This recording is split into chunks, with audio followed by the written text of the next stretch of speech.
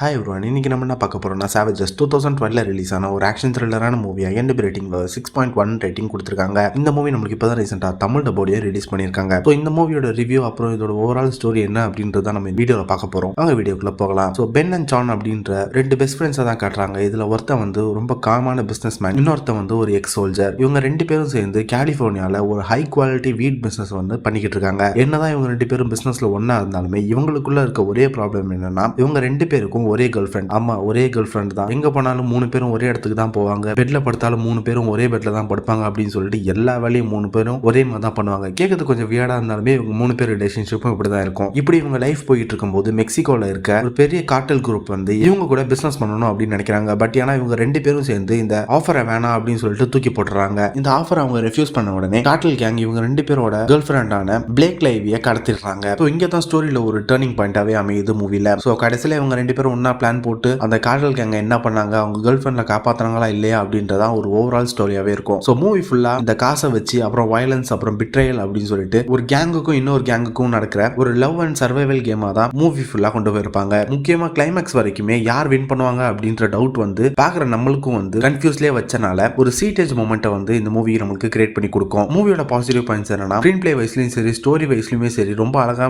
Narrate பண்ணி கூட்டிட்டு போயிருக்காங்க. அந்த ஸ்கேரியான ஸ்டைலிஷான வைப்லாம் வந்து 2012க்கு எந்த மாதிரி ஆப்ட் ஆகுமோ ஒரு கிளாசிக்கான வைபாவே நம்மளுக்கு இந்த மூவியை பிரசன்ட் பண்ணி கொடுத்துருக்காங்க. அப்படியே இந்த படத்தோட நம்ம நெகட்டிவ் சைடுக்கு வந்தோம்னா சில கேரக்டரை பார்க்கும்போது தேவையில்லாத ஆனி மாதிரி நம்மளுக்கு தோணும். அதே மாதிரி வந்து கதையில ஒரு மிட் போர்ஷன் வரும்போது ஒரு அன்இவனான ஃபீலிங் உங்களுக்கு கொடுக்கும் ரைட்டிங்ல. இதை மட்டும் அவங்க சரி பண்ணியிருந்தாங்கன்னா மூவி இன்னுமே கொஞ்சம் நல்லா இருந்திருக்குமோ அப்படின்ற ஃபீல் எனக்கு கொடுத்துச்சு. நியூடிட்டி அப்புறம் அடல்ட் கண்டென்ட் பொறுத்த அளவுக்கு உள்ளுக்குள்ள வந்து எக்கச்சக்கமான செக்ஷுவல் சீன்ஸ் அப்புறம் நிறைய இன்டிமேட்டான சீன்ஸ்லாம் இருக்கும். ஸோ அதுக்கேற்ற மாதிரி நீங்க இந்த மூவியை பிளான் பண்ணி பார்த்துக்கோங்க. ஸ்ட்ரிக்ட்லி 18+ தான். ஓவராலா இந்த மூவிக்கு என்னோட ரேட்டிங் 5/3.5 ரேட்டிங் கொடுக்குறேன். உங்களை இன்னொரு வீடியோவில் வந்து பார்க்குறேன். Bye guys.